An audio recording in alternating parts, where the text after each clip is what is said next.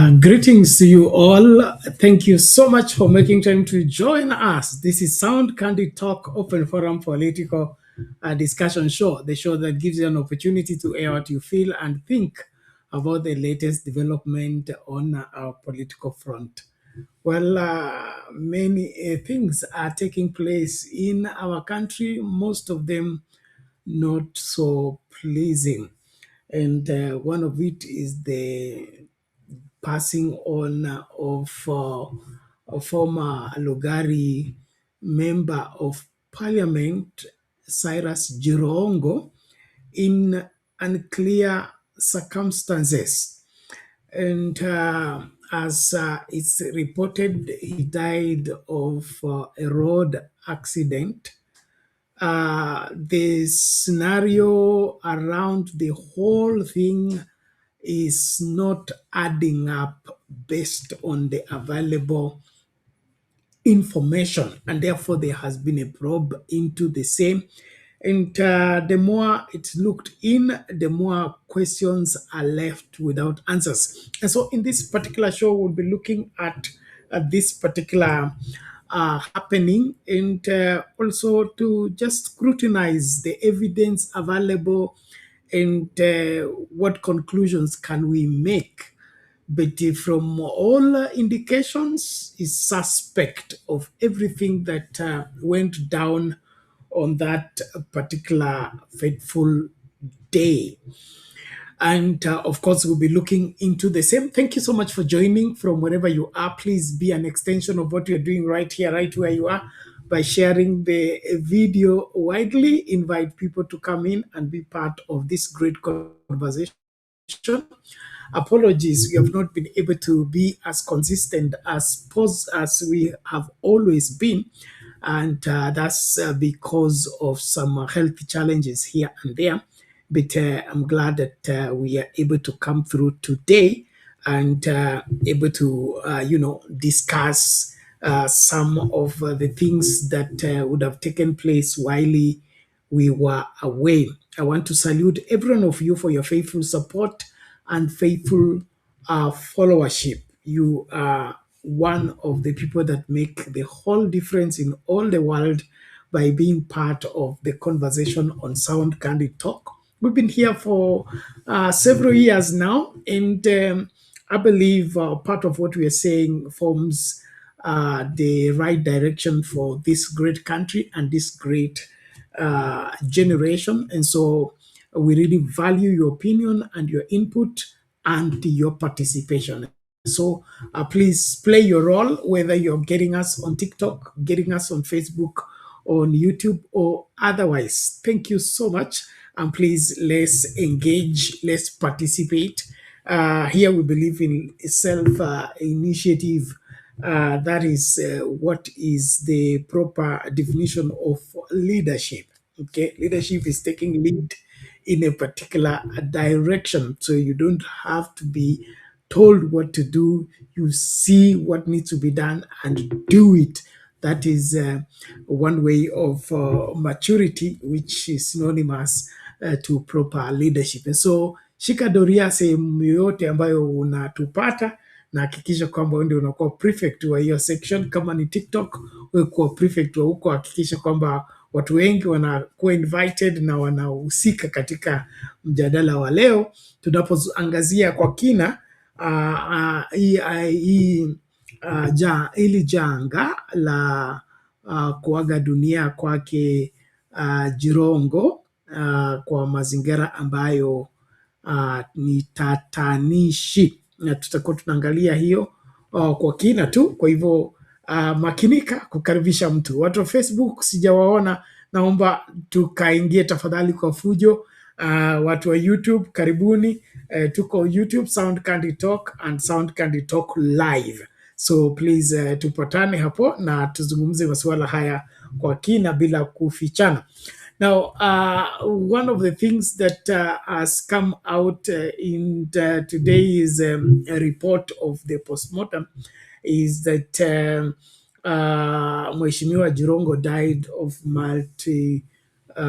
facet, what are they called, multiple fractures, multiple injuries that were as a result of the impact of the accident, the purported accident. But other people feel that that accident seems to have been stage managed. So I don't know what your opinion is, but I really would want to weigh on the same and, of course, learn one or two things. The other one is the exchange between Kalonzo Musyoka and William Ruto. At the moment, William Ruto seemed to be beating down Kalonzo on flimsy matters that I don't see how that is an issue. We'll also look into the same. And then, of course, our prayers and condolences for the family of the Supreme Court judge who passed on this evening, Judge Mohammed Ibrahim, one of the judges of the Supreme Court, succumbed to an illness. He had gone for treatment in India, came back, and later died at Aga Khan this evening. So our prayers and condolences to the family and, of course, the entire judicial fraternity. Well, let's embark on the same. We begin with a probe into the Jirongo scenario. And of course, there has been obtained a CCTV cameras, and it's showing how the vehicle moved and how the vehicle got into an accident, although the CCTV leaves out some other parts that, in my opinion, would have been of great help if those details were gathered. And so we will look into that particular video and then, of course, begin to break down whatever it is that we need to conclude about this entire scenario. Let me just play that video first and then tukaangalie masuala haya kwa kina. Ukitupata tu tafadhali karibisha mtu, kumbusha mtu show yupo. Viele wangu sijawaona, lakini nawakaribisha Jakindu Bay, Undumani na wengine wote tu ambao tunahusika katika masuala haya. Reverend Lala amepotea kwa muda mrefu, sijui yako wapi. Pia mwambie tunamtafuta aje naye atoe maoni yake kwa masuala haya ambayo ni tata, na lazima tuhakikishe kwamba ukweli wa mambo unajulikana kwa haya yote ambayo yanasemwa, yanasemekana na yanatendeka katika mambo haya yote. So let's look at this particular video and then, of course, analyze what we must look into and, of course, understand. Here we go. Let me just quickly organize it so that it fits properly. All right. Saa 8 na dakika 18 na sekunde 45 za asubuhi, gari la Jirongo aina ya Mercedes Benz jeupe linaonekana kwenye CCTV likielekea kituo cha mafuta cha Eagle kando ya barabara kuu ya Naivasha Nakuru.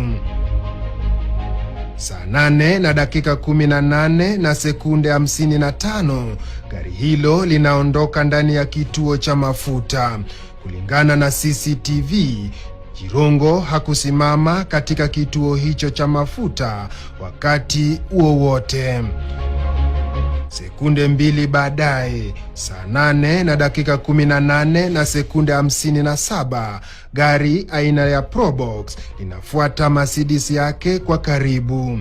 CCTV inaonyesha gari hilo la Probox ilikuwa na abiria wawili na hakuna aliyeonekana kuzingatia gari la Jirongo lilipojiunga tena na barabara kuu. Kwa jumla, gari la Jirongo lilikaa takriban sekunde 17 ndani ya eneo la kituo cha mafuta bila kusimama. Hatua ya kutisha zaidi inaonekana saa 8 na dakika 19 na sekunde 14 pale gari la Jirongo lilipogeuka upande wa kulia kuelekea Nairobi kutoka Naivasha. Lakini hapa picha za CCTV zinaonyesha kuwa gari hilo halikuwa linaashiria mwelekeo, inaonekana kuchukua mkondo mbaya wa barabara. Saa 8 na dakika 19 na sekunde 23, basi la kampuni ya Climax linaonekana likija kwa mwendo wa kasi mno kutoka upande wa Nairobi kuelekea Nakuru.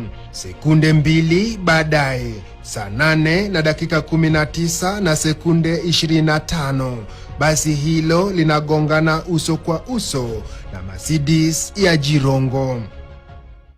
Matokeo ya mgongano huo inavuruta Mercedes kwa takriban mita 25 barabarani, huku basi la Climax likisimama umbali wa takriban mita 50 kutoka eneo la ajali.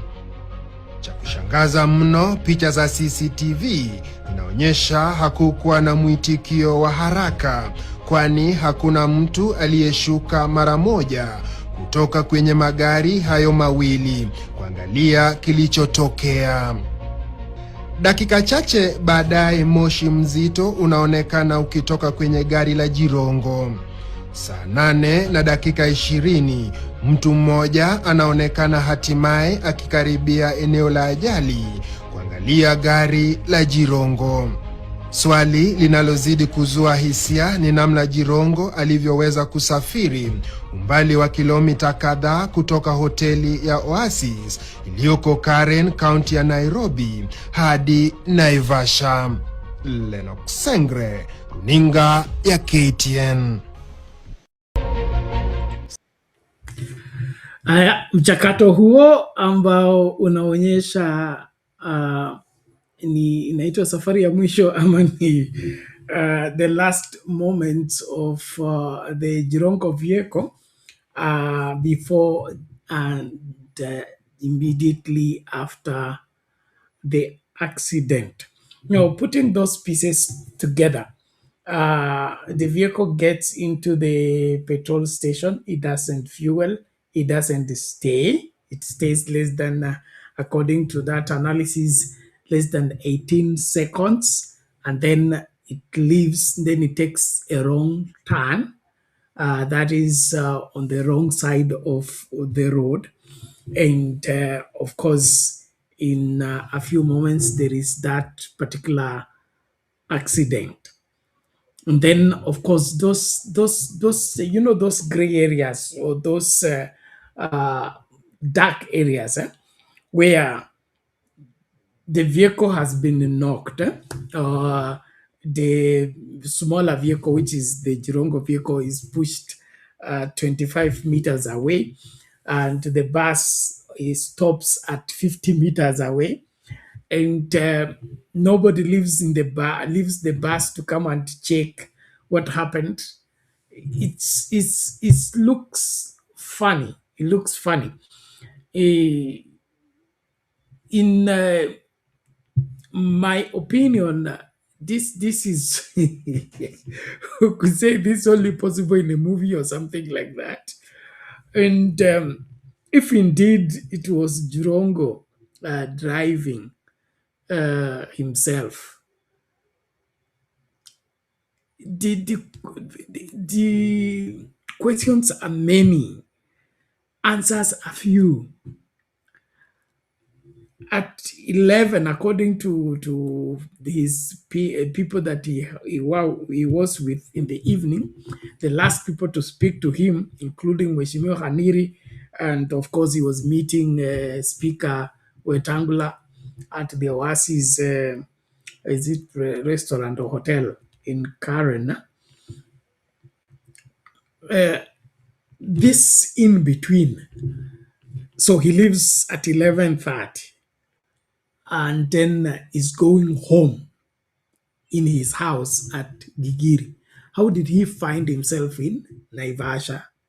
Okay, and that is, we're talking about 3 hours later, and is driving as if he's not in control of the vehicle, because from the moves there, you see this is not somebody who is sober or who is in control of the vehicle. It's like the vehicle is controlling him, and it leaves a lot to be desired. Now, I'm just throwing this up because uh, we have got so many stories in this country of people being eliminated, and then it is made to believe. And our make to believe a scenario of I would say our politics, as well as our dealing with our enemies, is alarming. If you can remember what happened to Msando, the ICT expert of IBC in 2017, we are treated to the same scheme. Okay, the Msando vehicle is seen driving around the city, later on to appear in different CCTV, but the CCTV, okay, they make sure that the CCTV doesn't show who was driving the vehicle. And so uh, many things are at play here, but in my observation, there's a lot that is left to be desired, and I would suggest that a serious probe is placed into this. Not what we are being, being invited into. And then, of course, as usual, what do we call them? Our usual way of dealing with such cases, where we engage our DCI that go and arrest somebody. You remember the man who was arrested for, killing people and cutting them in pieces and throwing them in quarry? You remember the story? And then later on, he disappears from the police custody and things like that. And so when we get such and hear such, it breaks the whole confidence that the masses would have into the investigation systems of our country. We seem to be playing a lot, especially when matters like this. And I can list so many, cases that are still hanging till today. What became of Kemei's case? What became of Jacob Juma's case? What became of Msando's case? All of it, they say they will leave no stone unturned. But there are some stones, it appears, are too heavy to be turned in this country. And so we are just left hanging on matters that we ought to be in control of the same. And so I would want that we I would want that we take serious this issue for once, and let the public, be fed with what is required, and not these fictitious narratives that we are trying to fabricate and trying to frame and trying to make believe. There is a video analyzed by Kumekucha. I'll be sharing it in the tail end of this show. And it gives what he calls forensic evidence, including what the Mercedes, wherever manufacturers have said about their vehicle. And so the story written by the police and what is booked and the scenario being explained is in contradiction with even the Mercedes vehicle. All I know is the Mercedes vehicle is not like other vehicles. It's made in such a way that they give priority to the safety of the driver in case of an accident. And it is so much into, putting up that kind of scenario whereby the safety of the driver when he gets involved in such an accident, where he will not be having this, multiple fractures and all this manner of, it leaves a lot to be desired. And so I don't know what you think about the whole thing, but in my opinion, we as the Kenyan people need to raise the alarm and, of course, demand answers. Let me see. Inspire Women says it is important to just inform people to be prepared that it is not going to be any better going forward. It appears so, and of course, we need to keep hope alive. But the future doesn't look good if this is the kind of treatment we are being treated to as a people, especially on matters that are clear. I think fooling the public is should not be something that we delight in, or even fooling people. We need, as a country, to return to the place whereby being truthful and being forthright has some value, not thriving into lies, fabrications, and narratives that don't teach anybody any of the values that are important in terms of helping even make sense of our world. And so, in my opinion, we have a long way to go. Let's just get this. What the DCI.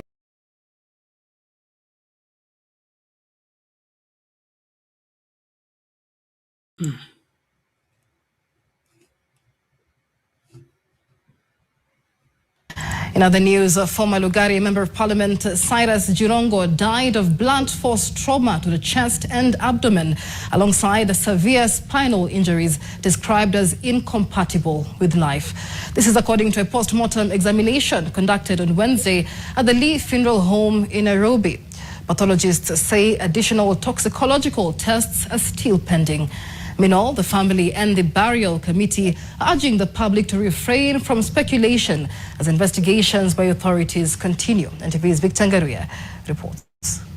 I walk very nicely, but I don't have a nice walking style. More details surrounding the death of former Lugari MP Cyrus Jirongo in a fatal road accident along Nakuru-Nairobi Highway are emerging following the post-mortem examination conducted today at the Lee Funeral Home in Nairobi.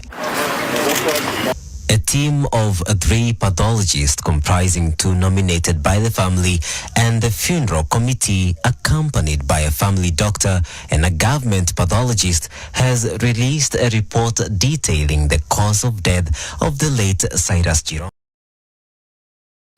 Speaking after the autopsy, the family pathologist Dr. Joseph Ndungu outlined the findings, noting while external injuries appeared minimal, the internal injuries were extensive and severe. The body of the late Jirongo, and it had multiple injuries. There were multiple fractures. There was a fracture involving the right hand, 2 fractures involving the right hand, and then there were fractures of both lower limbs. The lower limbs are the legs. There was a crash injury to the chest with multiple ribs fracture. There was perforation of the heart with the rupture of most of the major vessels that connect the heart. Based on the examination, the pathologists reached a unanimous conclusion on the cause of death. As a result of our examination, we formed an opinion that the late Cyrus Jirongo died as a result of a crash injury to the chest, the abdomen, and also spinal injuries due to blunt force trauma. The family doctor, Dr. Martin Wanyoike, has described the injuries to the heart as devastating. I witnessed a very severe injury to the heart. The left ventricle was ruptured. The main pipe from the heart called the outer heart disconnected with the heart. And those injuries are not compatible with life. Chief Government Pathologist Johansen Odur says although the autopsy has been concluded, further tests are underway. We've taken samples for what is called toxicological analysis.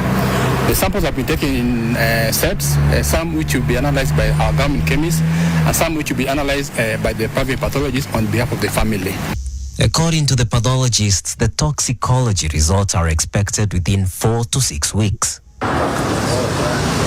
Barrio Committee Chair George Hamiri has urged the general public to remain calm and avoid speculation. We ask for calmness as we mourn our brother. The family wants to give our brother a peaceful send-off. He was a peaceful man who loved everybody. He loved peace. So we're just pleading that we don't want speculations at this stage. According to the funeral committee co-chairperson, the autopsy findings now form a critical part of the ongoing investigations into the death of the former legislator as authorities continue to probe the circumstances surrounding the fatal crash. Victor Ngaroya, NTV.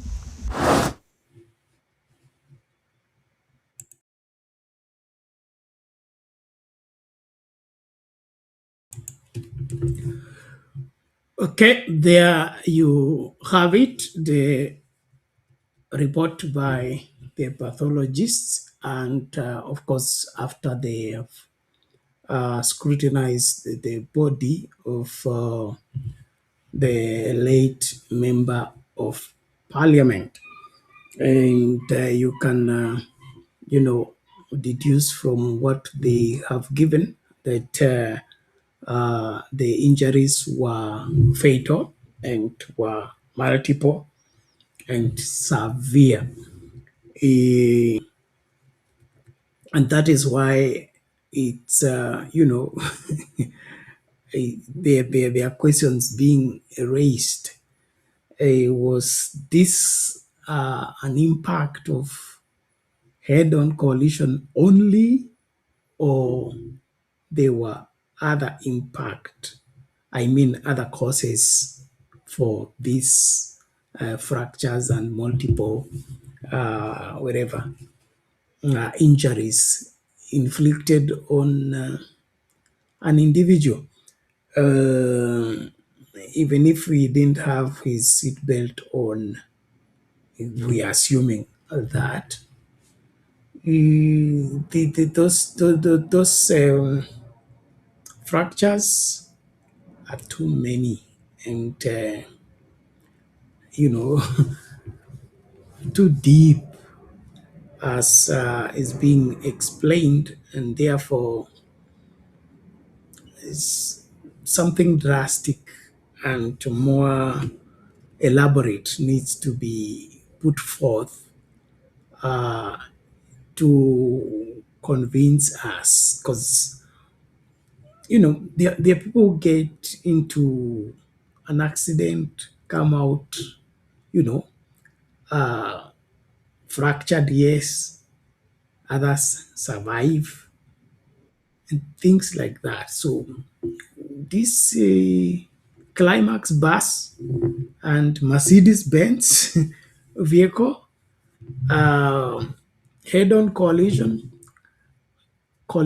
is okay. Just wait and see.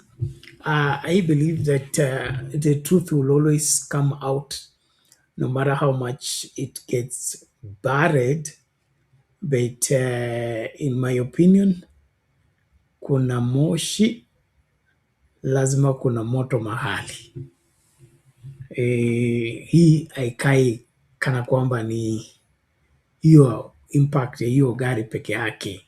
Kwangu mimi, kuna kubebwa kutoka sehemu fulani kwenda sehemu nyingine.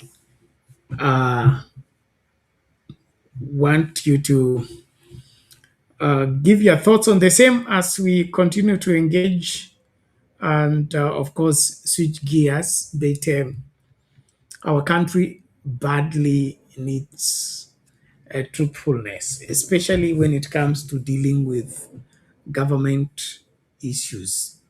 I have a feeling that we move too far from the truth. We move too far from what should be until we now want to change what should be into calling it a lie. And that is not good. That's not sitting well with the future generations. I know serikali ni siri kali, kuna kuficha kwingi, kuna siri nyingi, lakini ni muhimu ukweli kuwepo na wazi kuwepo. Kama jamii, as a community, as a society, the further we move away from reporting accurately and, coming out clean and making things bare, the worse we are becoming as a country. And what that result into is that we increase darkness. We increase more, people participating into what is should not be. And eventually we'll just become a nation of liars, a nation of lies, a nation of fabrications. And before long, it will now be a crime to say the truth. It will be a crime to report matters the way they are. And eventually we lose everything. And so, and of course, being sensitive to the families of the bereaved and the bereaved families and all that, we as Kenyans need to stand for something and needs to enforce or rather demand that the people involved into these investigations give us what should be given. I don't. It will be very disappointing if we'll end up with a story like that one of Kware. We'll end up with the story of Msando, that the house girl. I mean, come on, this country is too mature for that. It's too mature for that. We are too exposed for that, and so I would and pray that will get some better, explanation for this other than the usual stories of so and so did this and also and so we have arrested the bus driver. Oh, the bus driver has given this story, and now there is the other one who gave the story. The watchman gave his own version of the story, and now so many things, and all of it is just to try and bury what Kenyans are asking and demanding to get answers to. In my opinion, as a country, we need to up the game. And the DCI, they draw a salary, they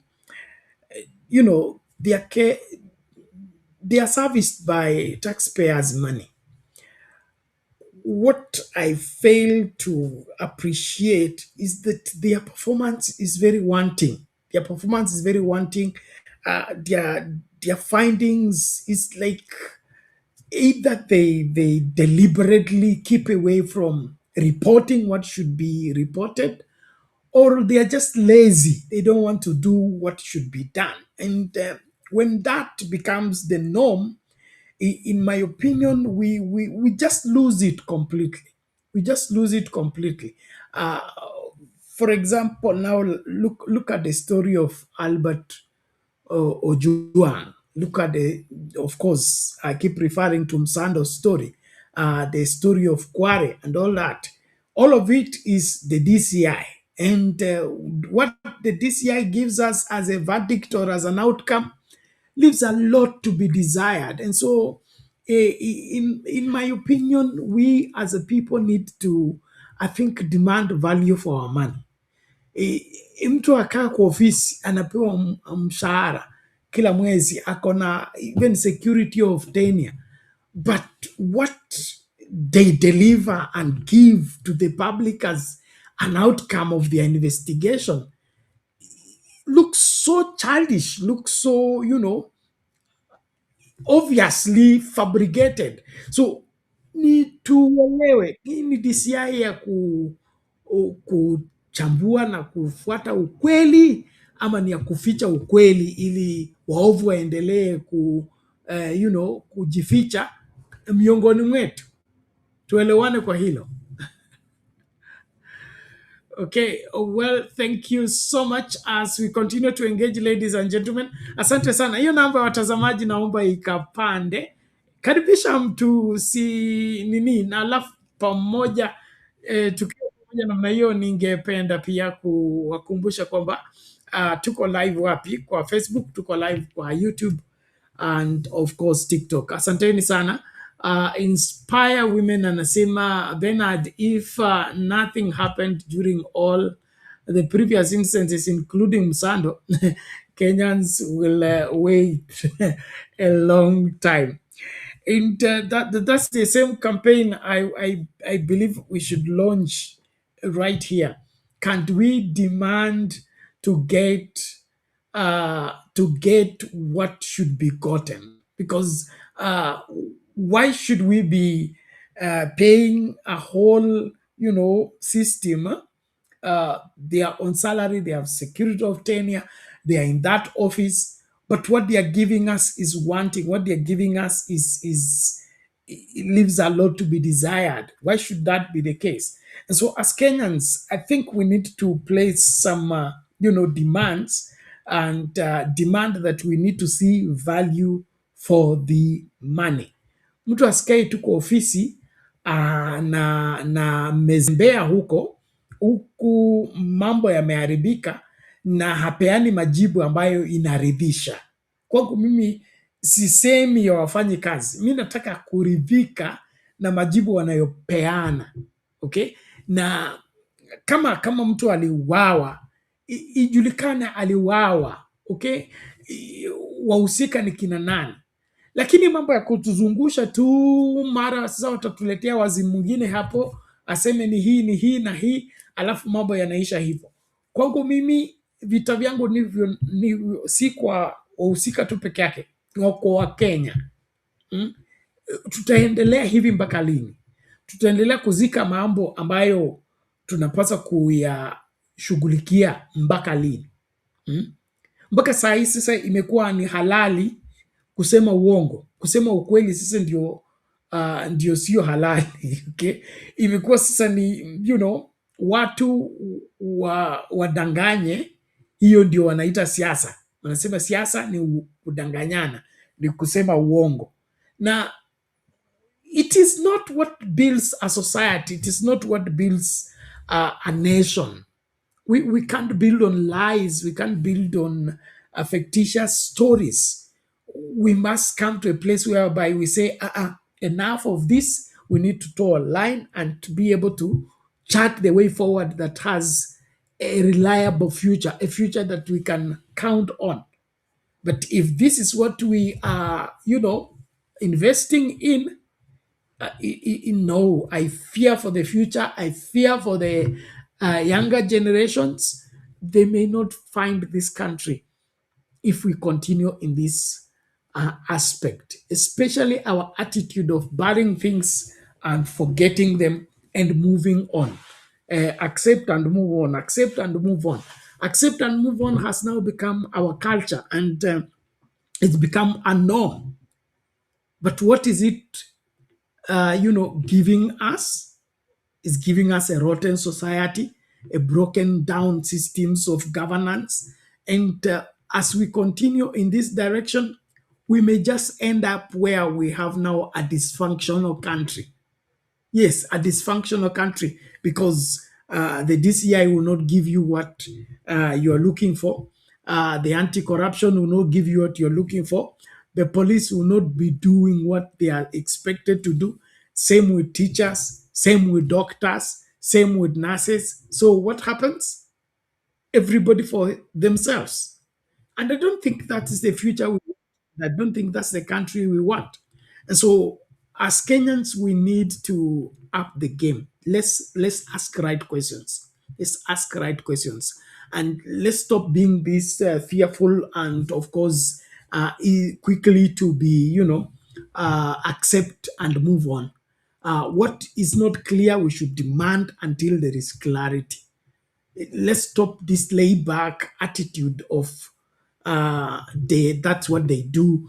That is normal with them. No, we need to begin to demand that what is not clear is made clear, especially where the government is involved, and of course there are people drawing a salary, from taxpayers, and if they are not doing what is their duty to do, let's demand that they do what they should do, or they should wakanyage kubwa kubwa wakielekea kule wanakotoka. Huyu anaitwa Jared Nambuye Achero anasema who killed Jirongo? We are asking the same question. If you have an answer, please come and let us know. But this country has seen too much. We have seen too much, and inaonekana tunafurahia tu kuongeza dhambi juu ya nyingine. Sijui nani atakaye tuokoa na haya yote. Naomba tusonge mbele. We will change gears, but we will still discuss this the Jirongo probe. So to me, I would want a serious probe, ikiwezekana not just a commission of inquiry. I think we need a serious private investigation in all these, so that we can come to a conclusion of what went down. Because we do a lot of, we make drama out of this, okay? We make drama out of this, some little noise here and there, and then it dies down, we forget it, burial is set, everything is concluded, and until another person goes again. So since Jacob Juma died, let's start with Msando. Msando died, Jacob Juma followed. We had Kimei. There's a whole list. Of people that died in unclear circumstances, and that list goes on and on. And all we do is make some little noise here and there.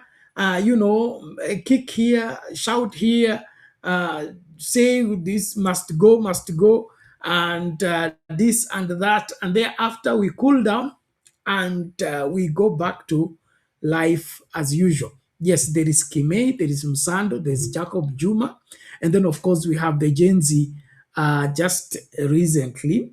There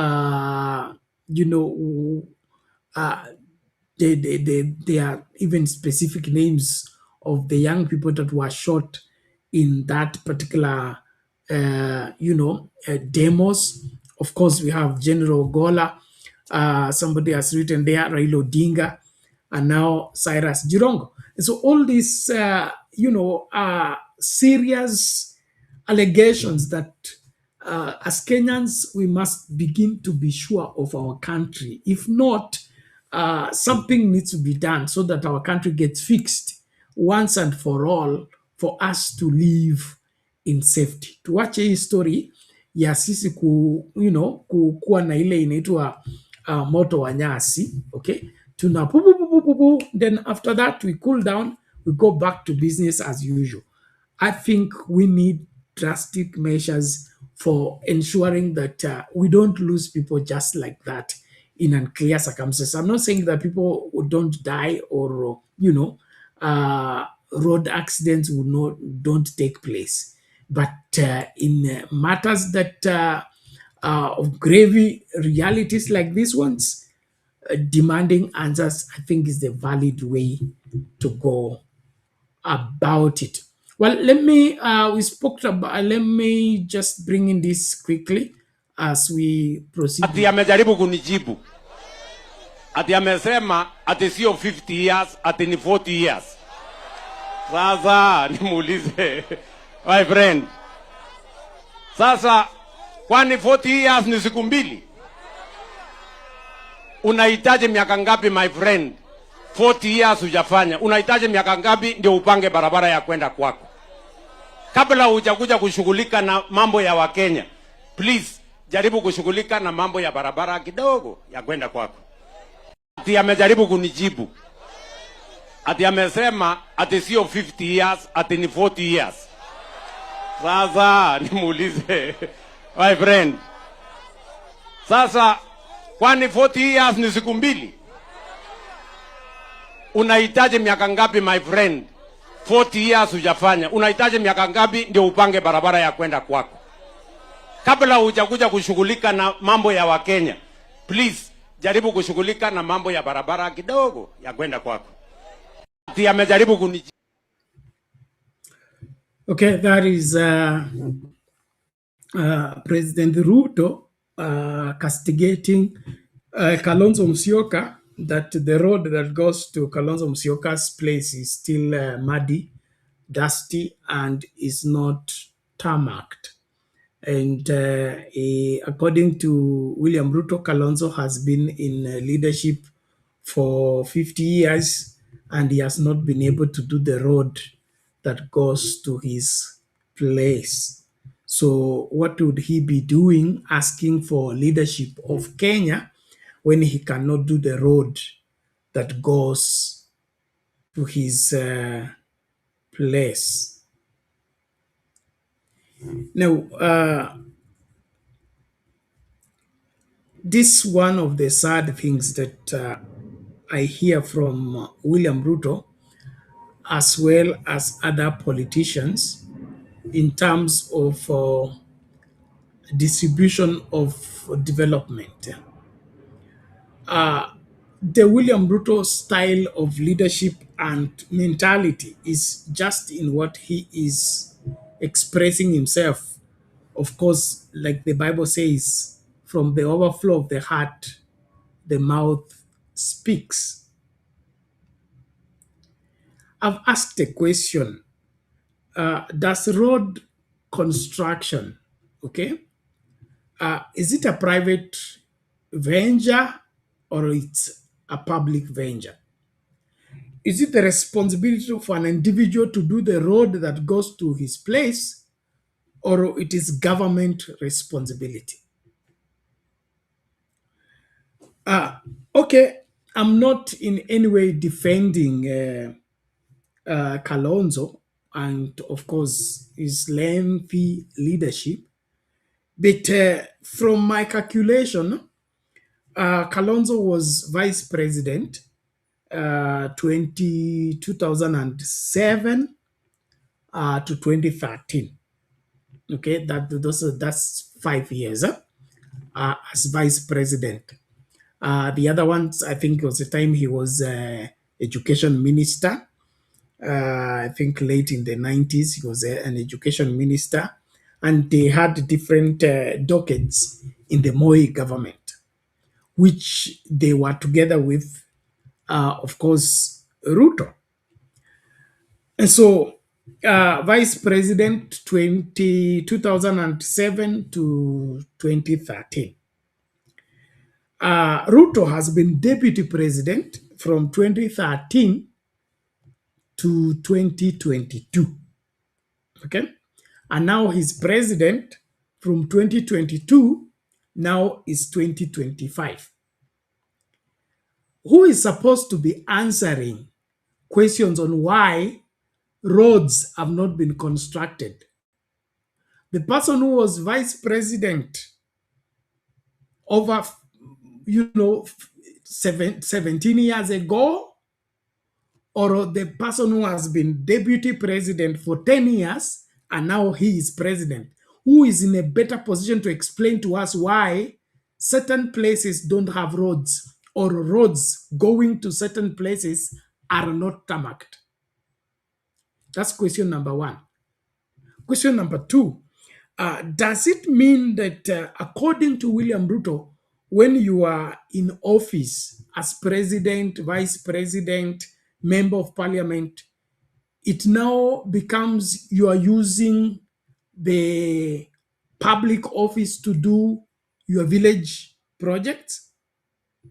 Is that how he operates? That I now become president and then I go to do the roads in my village because I'm president, and all the resources for the country are now diverted to go and do roads in my village? Help me understand, because if this is the kind of mindset that we are banking on to now there is a campaign for taking Kenya to first world. This doesn't sound like first world. Help me. Uh, I don't want to sound insulting, but this doesn't sound like first world. I mean, despite the fact that Kalonzo has been in government and has been in parliament, there is also a long time he has not been in parliament and has not been in power. While he was out of power, the person who has been in power is William Ruto. So why should William Ruto blame Kalonzo for a road, the power, and he was the one in cabinet? Yeah? So to me, it's not a matter of anaona hapa anaitwa nini Ewalele anasema Bernard Kalonzo hatawezana na Ruto, unge aunge Matiang'i mkono. Hapa naona umeanza kampeni na mimi sina shida kwangu. Mimi nataka tu kuangalia ile swala kwa kina, kwa sababu mimi nikiwa president ama deputy president, jukumu langu kubwa ni kuhakikisha kwamba nchi inaendelea, na kwa nchi kuendelea sio sehemu moja ya nchi, sio kule nakotoka, sio kwa jamii yangu, sio kwa mlango wangu, ni nchi nzima. Kwa hivyo kama umekuwa deputy president for 10 years na saa hii umekuwa president, hauwezi kuwa unalaumu yule mtu ambaye ulichukua mamlaka kutoka kwake for now over 17 years kwa kuwa barabara ya kwenda kwake haijakuwa tarmacked. That is a self-indictment. But the way he's saying he wants to deceive the public, or rather paint Kalonzo in bad light so that he looks good. But this is obvious. So Kenyans need to be seeing through this. This is lying in the tooth, because it's clear that marginalization, siasa mbaya, maisha mbaya, is still in practice today. The same things he's accusing Gachagua for is the same thing he's suggesting here. Okay? Gachagua alisema maendeleo yafanye kulingana na shares. Na shares tokana na nini? Na kura zako. Sasa kwa Kalonzo au kupigia kura nini? Kenya Kwanza. Hiyo ndio sababu barabara zao hazijakuwa tarmacked. Is that what he is saying? So to me, this is unbecoming, this is unpresidential, and in my opinion, William Ruto is not convincing me that he's serious about making this country any better. He's for the destruction of this country, and the earlier we realize that, the better. I don't think road construction should be an issue to use to insult anybody, except William Ruto is supposed to prove to us that kuna pesa walitoa kwa cabinet waka allocate barabara ya kutengeneza hiyo barabara ya Mwingi ama ya wapi ya kwenda kwa Kalonzo. Kalonzo akakula hiyo pesa, ama Kalonzo akazuia contractor kutengeneza hiyo barabara. That will make sense. Lakini wewe kutukana watu kwamba hawana akili kwa sababu barabara ya kwao ni dusty, while you are the one supposed to be shouldering that responsibility, while you are the one supposed to be held responsible for the same, in my opinion, this is too low. This is too low for a person of a head of state and, of course, a leader of a progressive nation like Kenya.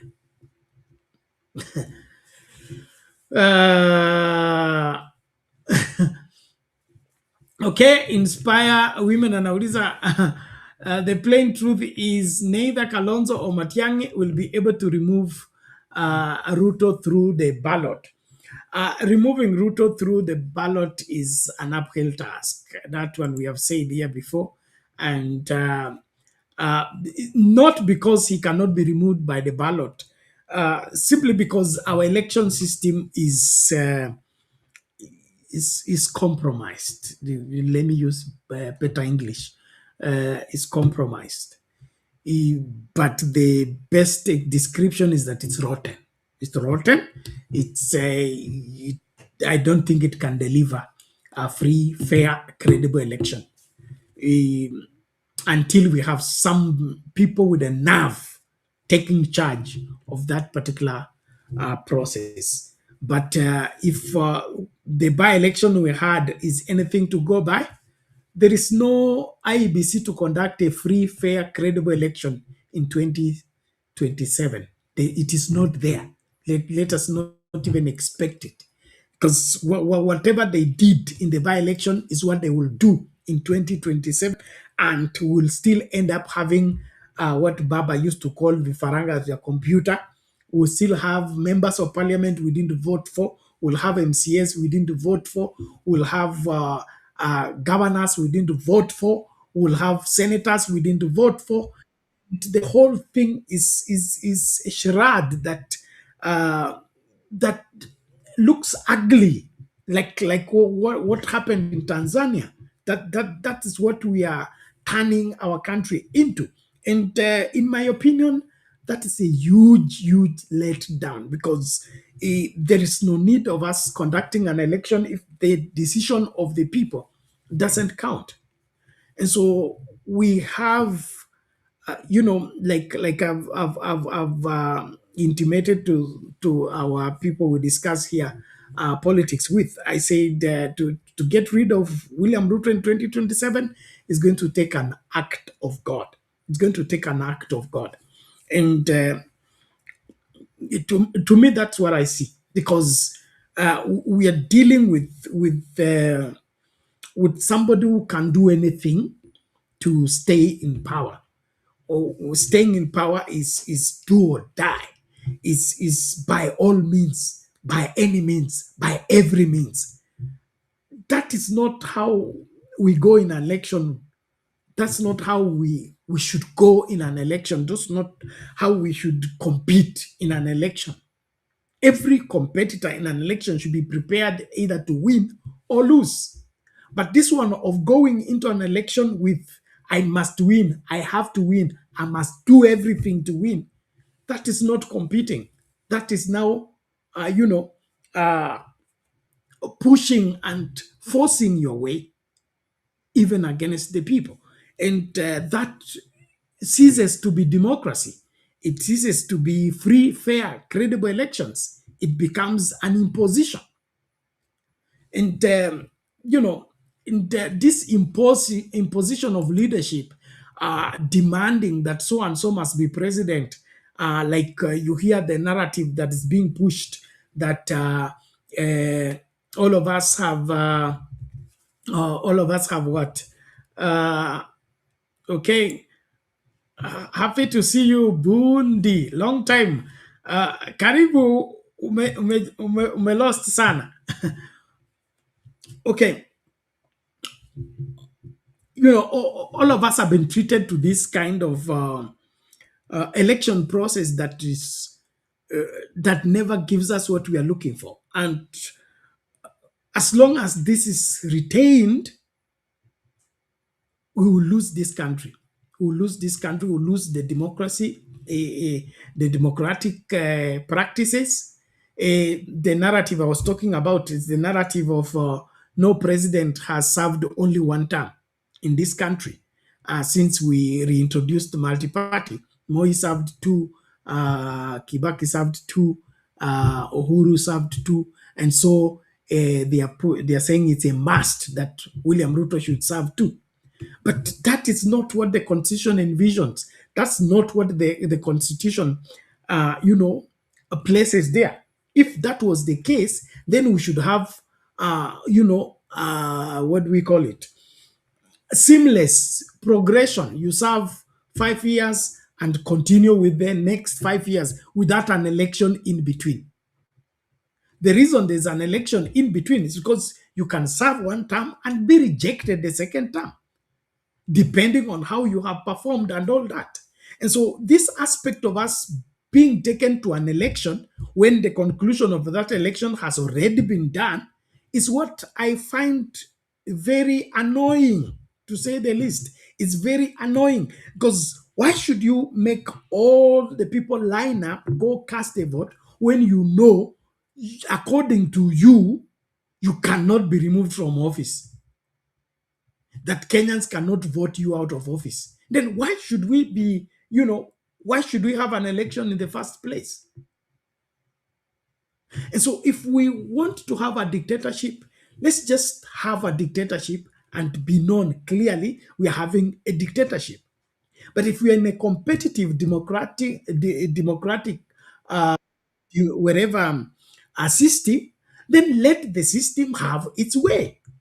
When the people are for you, you are in office. When the people are against you, accept it and take a walk, go home. And so those who are pushing like hiyo inasemekana kazi bila break, kazi Ruto anafanya kwa hii nchi, bado naendelea kuwauliza iko wapi? Nimeambiwa ni affordable housing, nimeambiwa ni nini ingine, what other thing is he doing?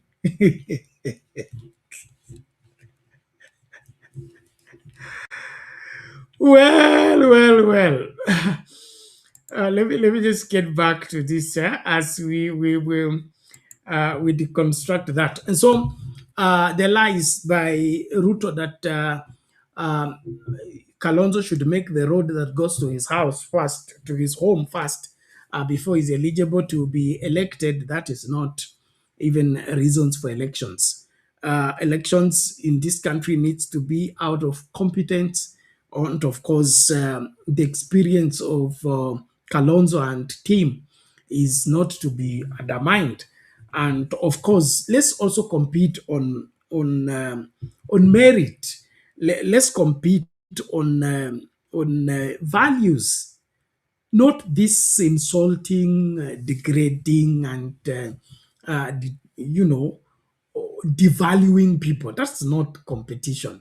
This competition of insulting people and looking down on people and belittling people, it's abnormal. It's abnormal. It's unbecoming. It's unpresidential. Who goes into competition to belittle his opponent? Just tell us you are this, you are this, you are this. Not to tell us wala wana akili au atapata wapi akili ya kufikiria na hiyo mambo mengine. These are politics that have been pushed down our throat by the same William Ruto, and now he wants it to be a normal process of us politicking. In the past, we had politics that respected your opponent. Respected your opponent. You differ, yes. You will not agree in principle and all that, but there was no belittling of anybody. The exchanges between Jomo Kenyatta and Jaramogi were all respectful. They are disagreeing, but respectfully, and nobody calls the other one names.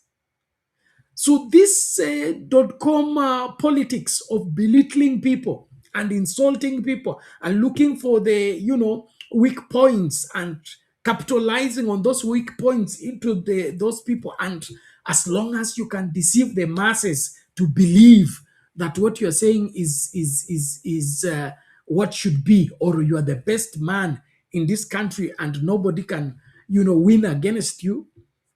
Let's leave that for Kenyans to decide. Let's leave that for Kenyans to decide. And on that note, there was a scenario where some mamas decided that enough is enough. I think they were given some money by the Ruto team, and they decided to tear it and say one term. I don't know whether it was a bribe or it was what, but let's just watch the video and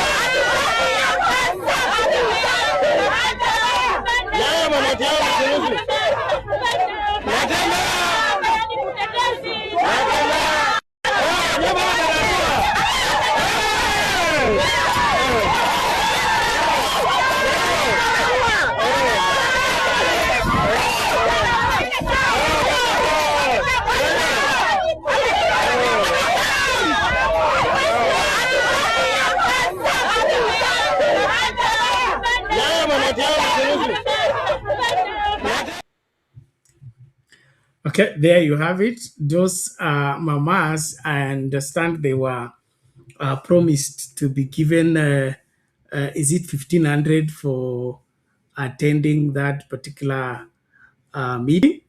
But after the meeting, they were given 100 shillings each. So they decided to tear it and, of course, protest. And, of course, they were supposed to sing two term, but they changed. They began to sing one term. I'm playing this just to bring us to also the place of understanding. There is a limit to how far you can push people and push people into, you know, a deception. Okay. I believe William Ruto believes that he can buy anybody and he can make his money can make everybody to change their mind about who he is and how he has mistreated Kenyans. And that to me looks like a self-inflicted deception. Self-inflicted deception means he has deceived himself to believe that he can deceive anybody and he can deceive everybody all the time. And Kenyans are easily fooled.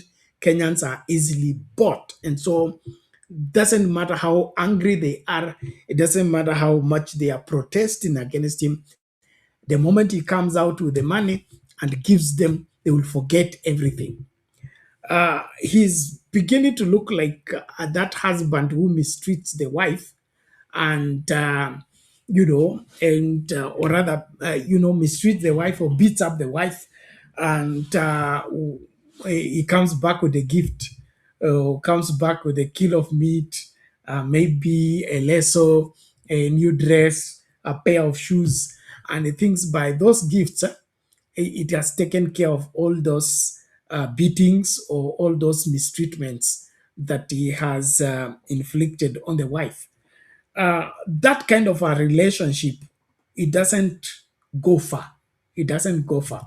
And that is what I can see William Ruto is building with Kenyans.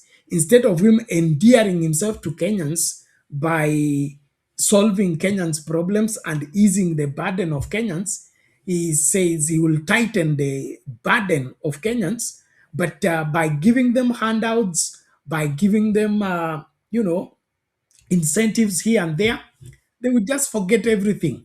They will still vote for him. He is still the best man. He has no competition. His opponent or his competitors hawana akili kama yeye, hawajasoma kama yeye. Hakuna mtu kama Ruto. And so, what I see here is that William Ruto is making more enemies than friends, and he has chosen to make enmity between him and the Kenyan people. And if he doesn't get advised to begin to repent and seek genuine, forgiveness from Kenyans, the assumption that the money will do everything, the paying off will do everything, I think the Kenyans will make a date with him on the ballot. As much as our balloting or our voting may not count, but it can still speak. It can still speak. The reason I'm saying that it can still speak is that the true results will always be there and will be known to the people who manipulate the results. And so, like 2007, the true results. 2013, there is the true results. 2017, there is the true results. And they know who won and they know who was denied wherever they win, even after winning. And so those true results will always haunt you. That you got 3 million votes and inflated it, it became 7 million for you to be made a fake president, for you to be made an illegitimate president, and things like that. So Kenyans rejecting you, you may they may reject you on the ballot. You accept yourself and manipulate the results, declare yourself president. You will serve the 5 years, but you will still know that the majority of Kenyans voted against you. You will still know that the majority of Kenyans are not happy with you. And to me, that is living a lie, and living a lie has its own implications. Without much on the same, I will simply encourage Kenyans, let's go to the ballot and vote for the right people. Let's cast our vote the right way, regardless of how IBC will interpret what you have cast, regardless of how IBC will tabulate the results. Just vote with your conscience, vote for a better Kenya, vote for good leaders. And then, of course, from there, let's trust God for the outcome. But in my opinion, we are destroying this country as we mess up with our election system, our judicial system, our security systems. The more we compromise them, the more we destroy this country, and eventually we'll end up having a lawless country. We're going to have a country that cannot be governed by rule of law. And that is when we realize, and in my opinion, it will be too late to correct our wrongs. Well, on that note, let me just bring in this. There is Kenya Moja, the younger members of parliament, have something to say as we begin to wrap up here.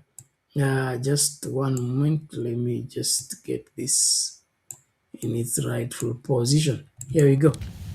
Na mtazamaji, muungano wa Kenya Umoja unaojumuisha kundi la wabunge vijana sasa unamtaka waziri wa afya Aden Duale kujiuzulu ndani ya saa 72 zijazo.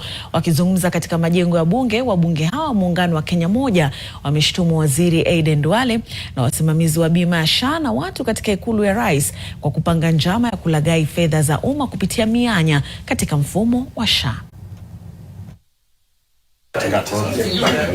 Wabunge hawa waliwasilisha msimamo wao mkali dhidi ya waziri wa afya Aden Duale na washirika wake wanaoshutumiwa kuhusika katika sakata ya ulaghai katika bima ya afya ya SHA. We've said enough is enough. We now demand for the immediate resignation of Honorable Aden Duale. Kwa mujibu wa wabunge hawa, SHA ilichukua nafasi ya NHIF haikukusudiwa kuleta mageuzi bali ni njama ya ulaghai. Kenya Moja pia imeeleza kuhusu mgongano wa kimahusiano, ikidai kuwa waziri Duale ana uhusiano wa kibinafsi na kampuni inayoendesha malipo ya SHA. The CS for Health is associated with Convergence, one of the companies in the consortium, and there is an advisor in State House who is associated with Apiero, the two companies that government has outsourced the approvals and payment of claims. Mwenyekiti wa bodi ya SHA pia hajaachwa nyuma katika haya, akishutumiwa kuwa na uhusiano wa karibu kibiashara na hospitali ya Ladnan ambayo tayari imelipwa shilingi milioni 66 katika sakata hii. Kenya Moja pia imetaja dispensari ya Nyandiwa, kaunti ya Homa Bay, ambayo haijakuwa ikifanya kazi kwa muda, ila imekuwa ikiendelea kupokea fedha za SHA na vituo vingine vya huduma ya afya. Deepens Medical Center in Rangwe, Homa Bay County, received 2.8 million in June, yet it does not even exist. Wabunge hawa walisema kuwa deni la shilingi bilioni 32 lililoahidiwa kulipwa chini ya siku 90 baada ya mfumo wa NHIF kufungwa bado halijashughulikiwa, huku mfumo wa SHA ukiwa tayari na deni lake la shilingi bilioni 43, deni ambalo limefika shilingi bilioni 75. Huku utata ukiendelea kuzingira bima ya SHA na wanasiasa kujitokeza na shutuma, mstari mwembamba kati ya wito wa uwajibikaji na michezo ya kisiasa unaendelea kufutika, ila Mkenya anayechangia anachokitaka ni uwazi na huduma bora. Victor Ngaro ya NTV, Nairobi. Okay, there you have it. The Kenya Moja fraternity, that is a group of young members of parliament demanding that Duale, the minister or rather cabinet secretary for health, to resign on the scandal of SHA, where there are fictitious claims that are being honored and given priority by the wherever the medical scheme for the government. And according to these members of parliament, it is all an inside job where key people are presiding over that particular system to benefit from the contributions of Kenyans. Now, this is also a sad reality of our country, where the government is no longer an institution of serving the public, but a cash cow. A cash cow meaning when you are given a government responsibility, you are serving in different capacity, you look for an opportunity of how much can you make, what can you take advantage of, and make a kill and go. And to me, it's a very sad reality that we are not just, now making money with lands. We are now making money with the health of the Kenyan people. And this is because there are many needy Kenyans who are turned away from being attended to because of these SHA issues. And then there are hospitals that are receiving majority of the less fortunate Kenyans that don't have those resources, don't have access to those those claims are not being even remitted. But these fictitious, we had a story of ghost secondary schools that were receiving capitation. And of course, people are making a kill with the education of our people, of our children.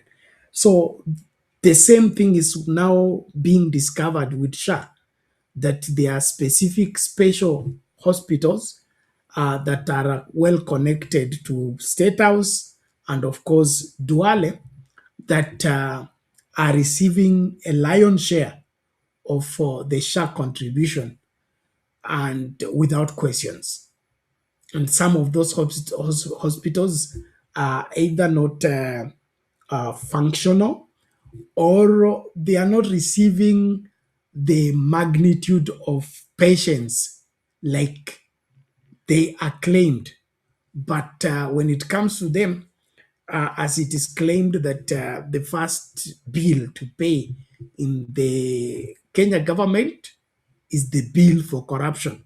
So as soon as the money comes in, we pay for corruption first before we think about anything else. And so the SHA contribution caters for these ghost hospitals, ghost patients, ghost cases before the genuine suffering Kenyans are attended to. And to me, that is a crime against humanity. I mean, why should you be drinking and sleeping on the blood of Kenyans? So SHA wasn't an improved system of collecting enough resources, enough contribution to help every Kenyan get medical care. It is now another cash cow for the well-placed people in this administration to make a kill. When will we learn? When will we ever serve the people? When will we ever operate as a country in the interest of the people?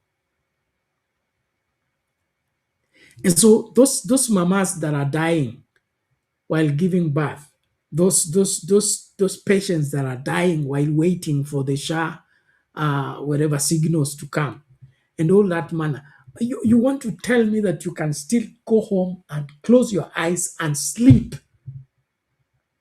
when you have taken the money that was supposed to take care of these needy people? And so I support those young parliamentarians. Something drastic needs to happen. And not only the minister or the CS for health to resign. I think this is criminal. And we need to see more than just somebody resigning. We need to see people behind bars. We need to see this money claimed. We need to see these hospitals, return the money, because these are contributions not from Ruto's pocket. This is money contributed by all Kenyan workers, and it's no longer voluntary. It is now, it is not what used to be with NHF, where people were contributing, as much as, was it 4,000, 1,000, things like that. Now people are contributing, like members of parliament are contributing as much as 30K per month. And all of that is supposed to be what? Taking care of the health of the Kenyan people. But it's ending up in somebody's pocket, probably in preparation for the 2027 elections. So they are looking for campaign money. Something must happen to this country, and I really pray that this country will be fixed one day. That the culprits, these twisted people, these wicked, hard, twisted people that care less about the masses and look at the country as a cash cow for them, that they can capitalize even on, the sickness of Kenyan people. You have seen it as a cash cow and you smile before cameras. Something needs to happen to our country. Ladies and gentlemen, this is not how a society is built. You want to tell me that these people don't have a heart, don't have a mind to care, that we have dying mothers in those villages? We have, I went to Nini, you sent me to Marsabit, and when we went to take relief food, and what we saw, the stories we were given on how an expectant mother is transported to hospital on a wheelbarrow, on no road. Now, those are the things that disturb me. Okay, Marsabit is a county. Okay, and there are no roads.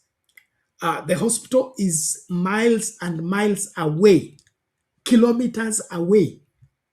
And so when if a mama is to has a complication, she's either transported on a motorbike if she's lucky, or pushed on a wheelbarrow, and is being pushed in the wilderness on a wheelbarrow in the direction of the hospital.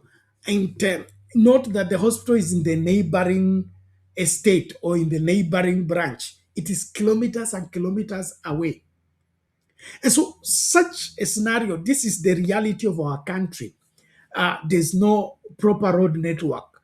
The health facilities are far from the people and things like that. These are the realities of our country.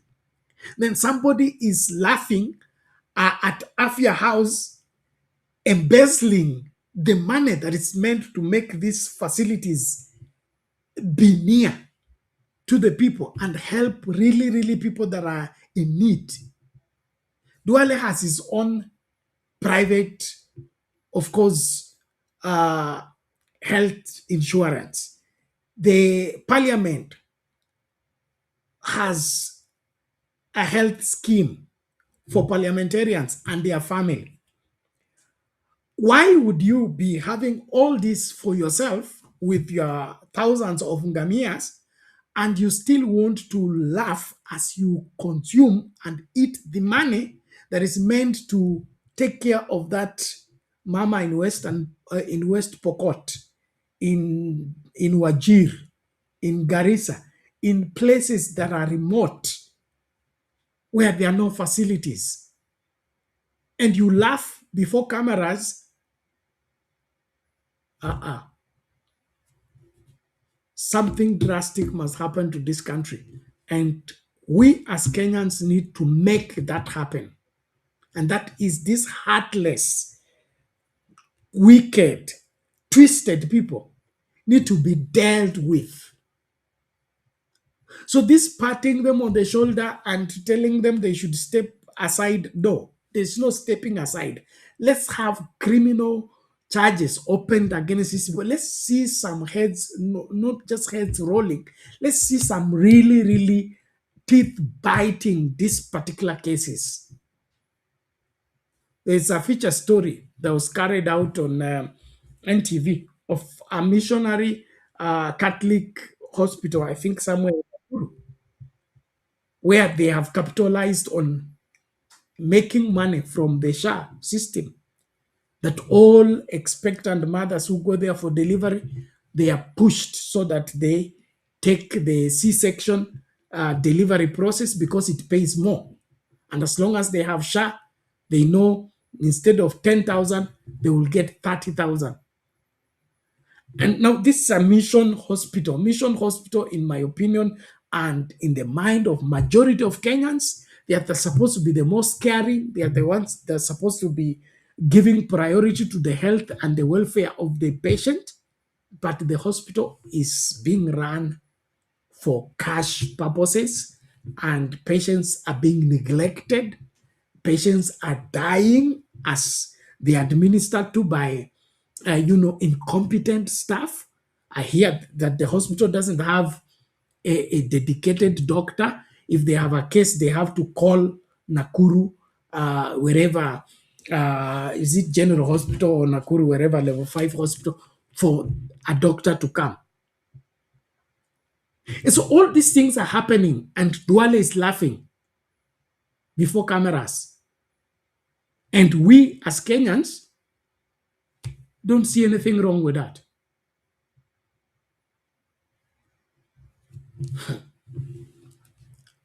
Please, let's wake up and do what should be done.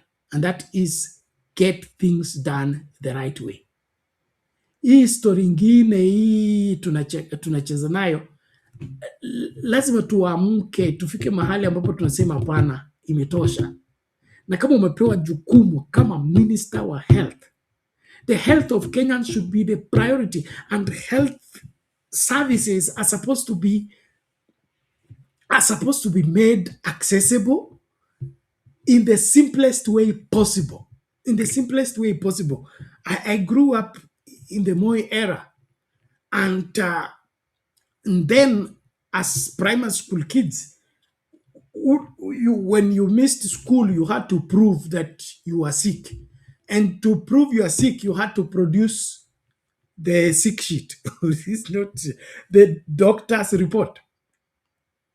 And so if you missed school, you had to go to hospital and obtain a written, stamped prescription that you are in the hospital. That's why you missed school.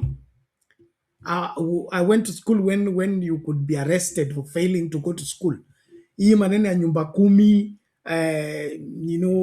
mzee wa mtaa, hawakukuwa kukula tu chakula. They want to make sure that education as a policy is being implemented in the remotest place. And as teachers are being paid, schools are being built, textbooks are being supplied, exercise books are being supplied, there is really education taking place.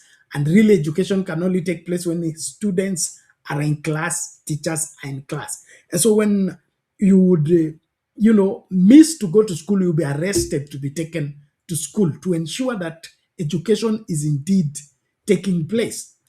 And so my point is, the accessing the hospital was a walk-in. You walk in, you introduce yourself, you're taken through the process, you are wherever examined, you get medicated, and you walk away. There was no insurance, there was no NHF or anything. It was a public government hospital, and it was serviced with medicine, with nurses, with doctors. That's the kind of healthcare system I envision and aspire for this country. We remove this issue of shashe shishoshu and just make sure that we have sufficient doctors, we have enough hospitals, we have enough nurses, and those hospitals are stocked with medicine and have efficient staff members, so that any Kenyan working in that facility will be attended to in the best way possible, because we have best doctors, best nurses, and best staff members in the place. The government should ensure that. And now, instead of the government ensuring there is medicine, there are doctors, there are nurses, they're ensuring that there is SHA. Why? Because SHA is a conduit, a path, an avenue through which they will eat the money. God should have mercy on us. Like I said, something must happen to us as a people. Hii ujinga lazima ukomeshwe, na kukomeshwa ni lazima Wakenya tufike mahali ambapo tuanza kuuliza maswali. Tuache kukubali na hii maswala ya kwenda kujikusanya hapo kuanza kusema ni kabila letu linalengwa. Kabila letu linalengwa. Kama Duale amekosea, ni Duale amekosea, sio Wasomali wamekosea. Na abebe msalaba wake.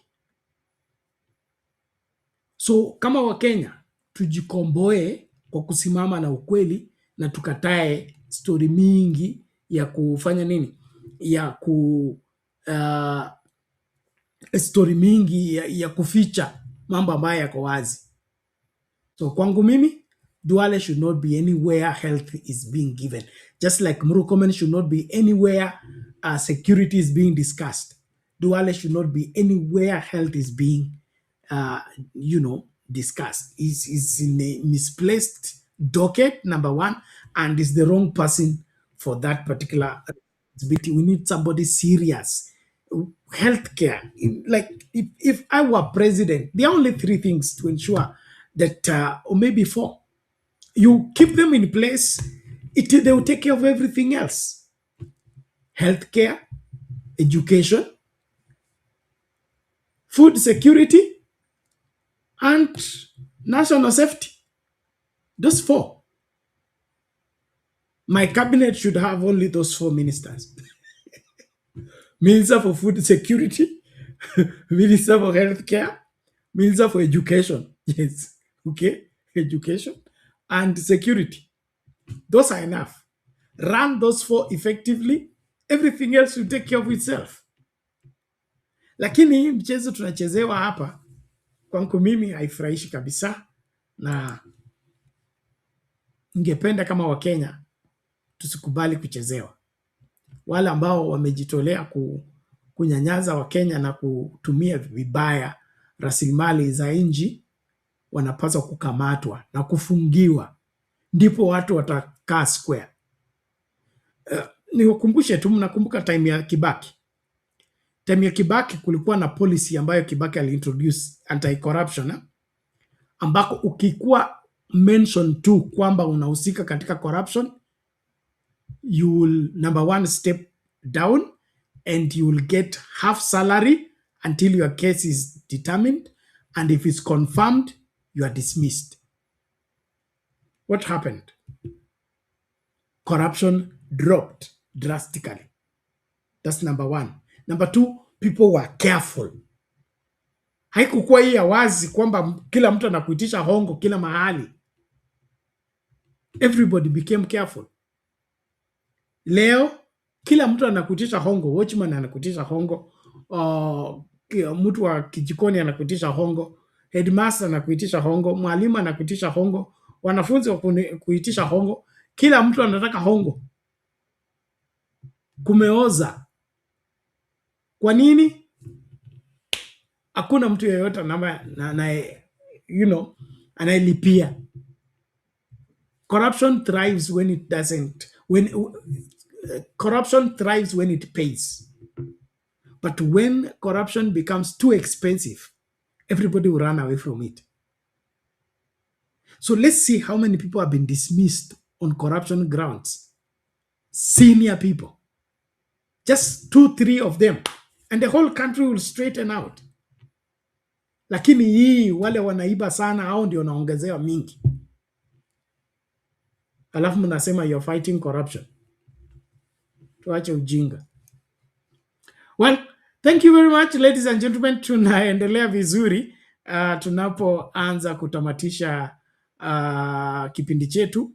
Kama una swali weka hapo kwa comment section, tutaweza kulijibu, lakini ningependa Wakenya tuanze kuzungumza masuala haya. Tuanze kushughulikia masuala haya kwa kina.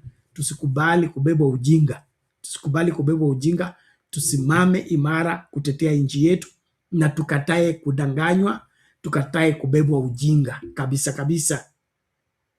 Haki ya kikatiba ni afya ya Wakenya, chakula cha Wakenya, masomo ya Wakenya, usalama wa Wakenya.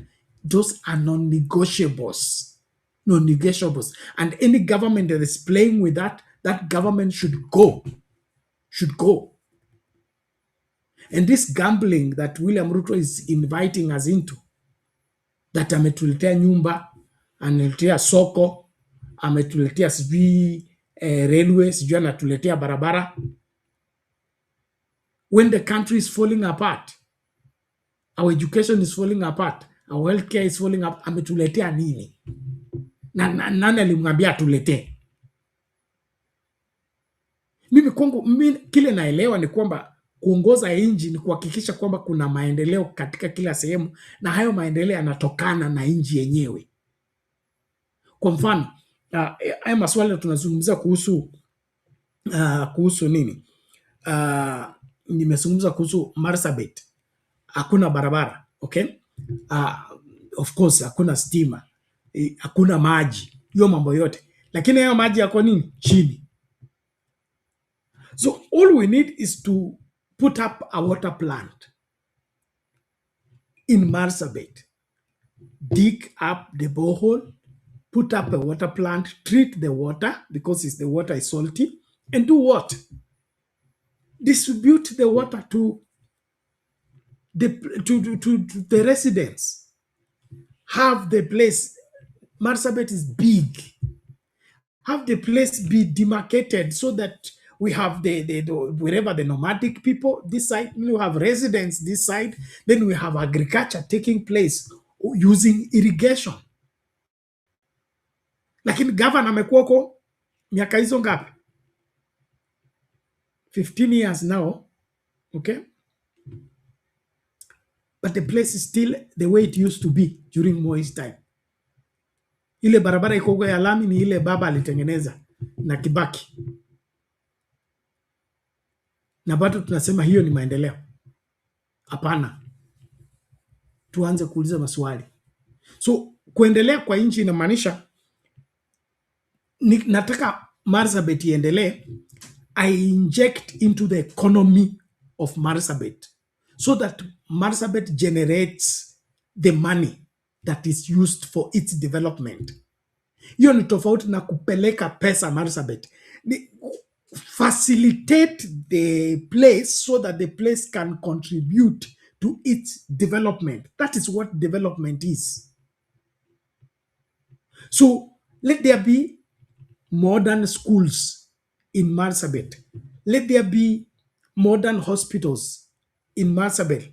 Let there be road network so that Marsabit, Turkana, Wajir, Garissa, Isiolo are intertwined. They can transport their items, and sell on different markets. That's how to open up the place and make the economy of the place work. And then the collections from those markets and other places will be used to maintain whatever that needs to be maintained and the development of the place.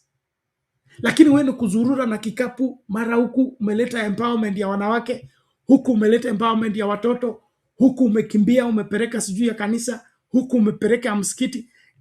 Those distributions don't work. They have not worked. Why are we insisting on it?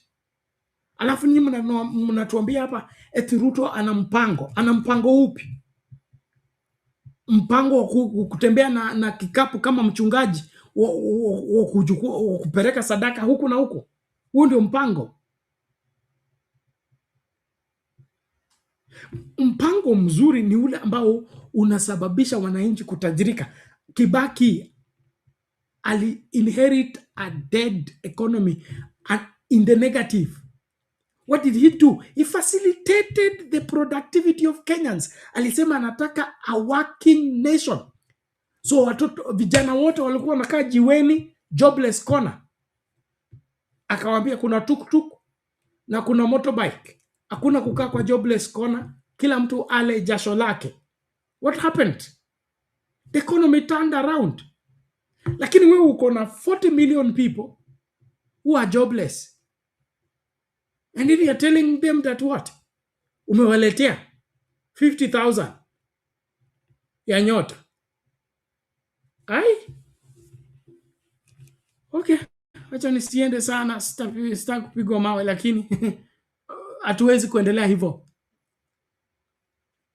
Harambee haiwezi kusaidia. Cha kusaidia ni kila mwananchi awe productive, na serikali ni lazima itengeneze hao mazingara ya kila mwananchi kuwa productive. Na hiyo inatokana na nini? Na watu ambao wanafikiria tofauti, si wala wanafikiria kama Ruto. Wala wanafikiria kwamba serikali ni ya kugawa rasilimali, ya kuzurura na vikapu na kupeana pesa. That's not government function.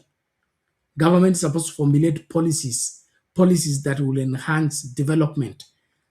We have what they call regional economies. Those regional economies need to be revamped. How are we going to revamp them? Nilisikia wanasema ati wanataka oh God, ati Nyamira wapewe airstrip, Kisii wapewe airstrip, Homa Bay wako na airstrip, Kakamega wako na airstrip, Kisumu wako na airport. So mimi nashindwa, airstrip ni za nini? Pia Kericho wanataka airstrip za kufanya nini? Hiyo airstrip lazima ikuwe iajiri mtu atakuwa anakaa hapo kila siku. Ndege inaangukanga hapo mara moja kwa miaka, mara mbili kwa mwaka, lakini kuna watu hapo wanalipwa mshahara kila mwaka, kila mwezi kwa kukatakata nyasi hapo na kukaa hapo kungoja ndege siku ile itakuja mara mbili kwa mwaka. Airstrip. Kama kuna international airport Kisumu, we don't need an airstrip in Kisumu. We don't need an airstrip in Kakamega. We don't need an airstrip in Homa Bay. We don't need an airstrip in Kisii or Nyamira or wherever. Or Busia.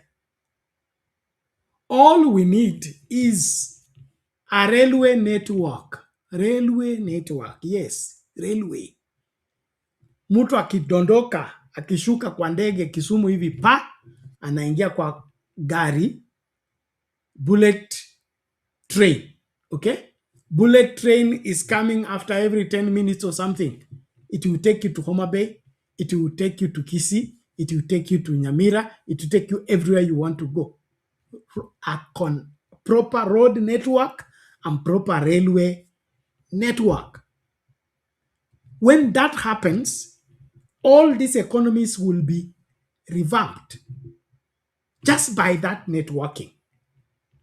Lakini wewe badala ufikirie kuconnect hizi parts, Kericho, Kisumu, Kisii, Nyamira, Homa Bay, zote zishikane kwa pamoja with the road network, efficient road network and efficient railway network, unaenda kuitisha airstrip.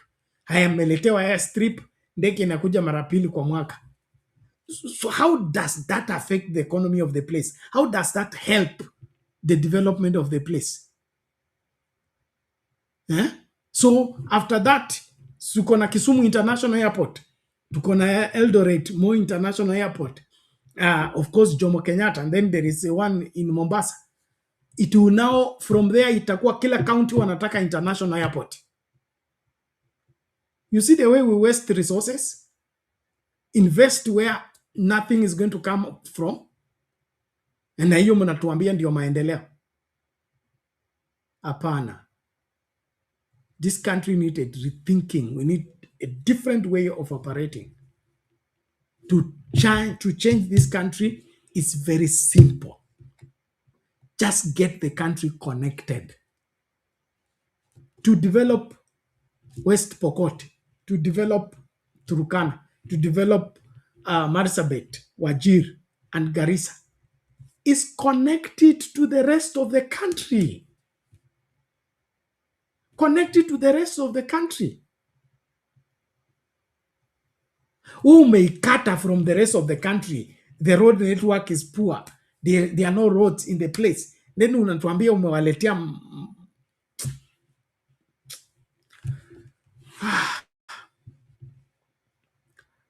let me not get angry. Naomba tuanze kumalizia hapo. It's sad. It's sad that our country still has people who think that running around with a basket in the name of empowerment is helping this country when it has failed for 60 years. Mtu bado ana insist kwamba ataleta maendeleo kwa kupeana hela kwa mama na vijana.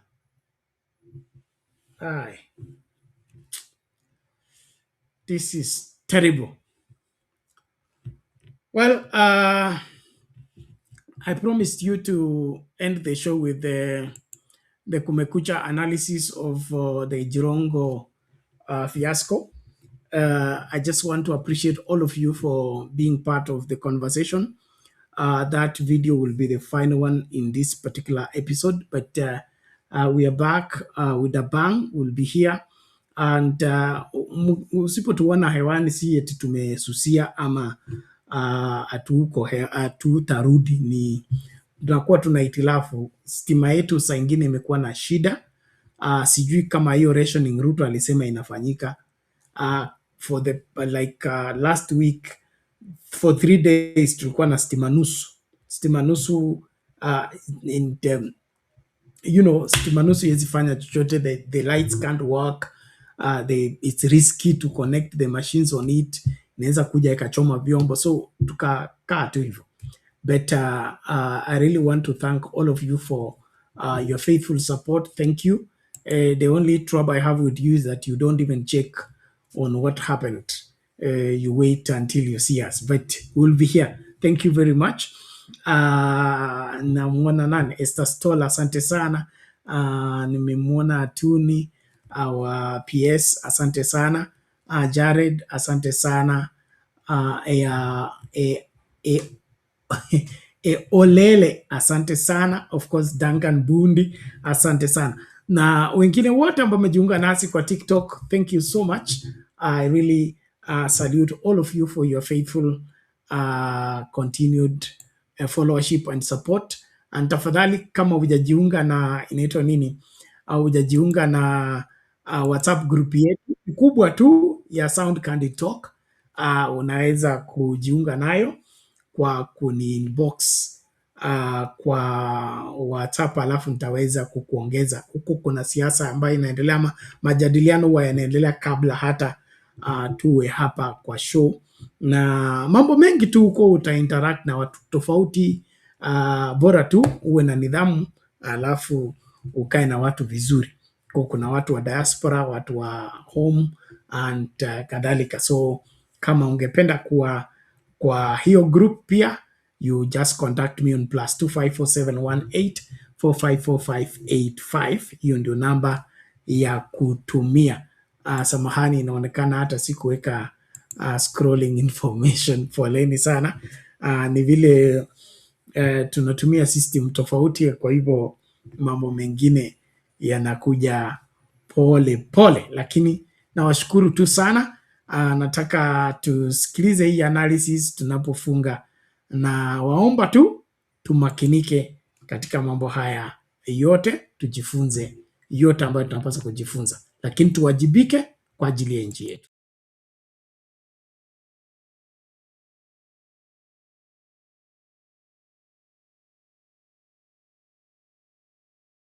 Task to undertake in any situation, and that is why corporate damage control after the fact is usually a very difficult task to undertake in any situation, and that is why corporate fixers are paid huge, unimaginable amounts of money to do what they usually do. However, the government of Kenya throughout history has been very successful, almost 100% successful, when it comes to damage control after the fact. Let us admit that they have that record. And now, right before them, is the saga that has shocked the nation. Yeah. The very sudden death, Cyrus Jirongo, at a place where it does not make sense. Whichever way you look at it, it does not make sense why he was there. And how are those damage control measures going?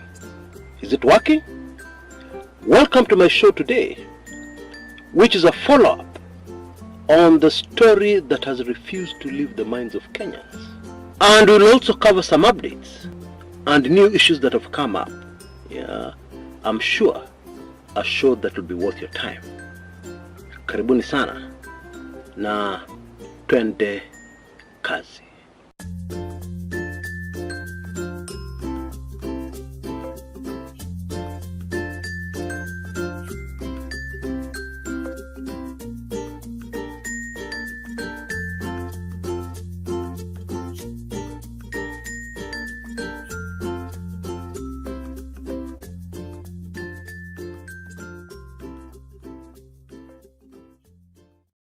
Why has the post-mortem on the late Cyrus Jirongo been delayed so much?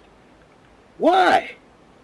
And yet we know the post-mortem on the car, the forensic audit undertaken by friends of Cyrus Jirongo, very fascinating results. We know that one has already happened. But then this examination on the casualty, the victim in this case, has been delayed. As I make this recording, the latest is that it is being done today, Wednesday the 17th of December, the year of our Lord, 2025. Now, one thing you can be very sure about is that when something like this happens, there is a lot of activity behind the scenes. And usually, there is a push and pull and people flexing their muscles, both within the family and close friends of the late Jirongo, but also amongst people on the other side, very powerful people in the country, influential people, who were somehow linked to this tragedy. And of course, there was the very, very bad sign when the body arrived at the Lee Funeral Home. After a very short while, very few people saw the body. The public, the family, and anybody was barred from viewing the body. And we were told this was because there was still investigations going on linked to the body. And I'm afraid that is a very red flag, indicating possibility of damage control. And of course this makes me, and I'm sure everybody else, very curious and anxious to see the results of the autopsy whenever that will come out. And I want us to draw our attention to something here, concerning this push and pull and possibly the kind of autopsy we're going to get, whether it's going to be real or whether it is going to be doctored. Okay? And it is this. You see, Bwana Jirongo, because of his character, had some very powerful friends in Kenya. Okay? The fourth president of the Republic of Kenya, Uhuru Muigai Kenyatta, was a close friend of Jirongo. The son of the second president of Kenya, the favorite son, Gideon Moi, was very, very close to Jirongo. Later on this show today, we will look a little deeply into why this was so, why they were such great friends. It started a long time ago in the 90s. And there are dozens of other characters, very influential people in our country, who owe the late Jirongo a lot. And now that he's gone, I am sure that their conscience will not allow them to sit back and watch things go against their departed friend. Now, damage control. You know, sometimes you can do something. Yeah, this happens in this life. You can do something where everything goes wrong right from the beginning. For instance, this is the festive season, and so you can decide to start on a journey to your shags, and you're ready and everybody's excited. But as soon as you get to your vehicle, you discover that you have a puncture. And when you reach Limuru, because you're going to Western Kenya, your car engine starts overheating. You notice those two problems are completely unrelated. Yeah? But things are just happening. Everything is going wrong. I'm sure you get what I'm trying to say. Now in the Jirongo saga, everything started going wrong. As I mentioned in my previous video, one of the problems encountered very early on, I'm sure, was that somebody forgot the make of a vehicle we are dealing with here. A Mercedes-Benz, the product of decades and decades of high-tech research to improve, and mainly focusing on safety features. Decades of that. You know, a few hours before I came in to make this recording, I was talking to a Mercedes expert, and they got very impatient with me. You see, I was asking them a very simple question. Is it possible for Mercedes-Benz, especially the model in question, which the late Cyrus Jirongo was driving, to be involved in an accident as described by the DCI, dragged 25 meters down the road, down the highway? You know, we journalists ask very probing questions, and sometimes we repeat questions for clarity. But I think this expert assumed I was not getting it, and so he told me the following, in a very angry tone. Boss, this is a German machine. Do you know what that is? Do you understand what that is? This is not a Japanese toy. That is very important to understand. Anyway, his answer to my question was impossible. Maybe a Pro Box. Okay? You know, I have a very nagging feeling that those involved in this damage control, yeah, do not believe that a Mercedes-Benz is a different vehicle, especially when it comes to head-on collisions. Sigari ni gari tu, kwani? Eish!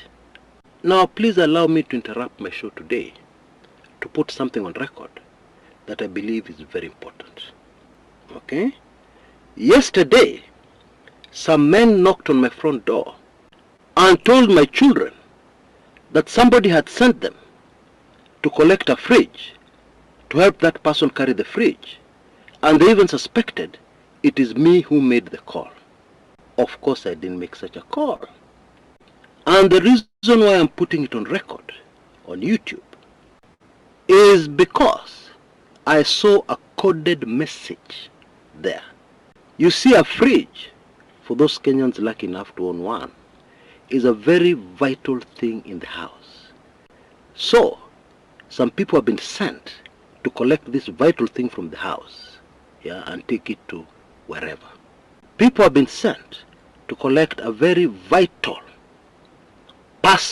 thing in that house and take them to wherever.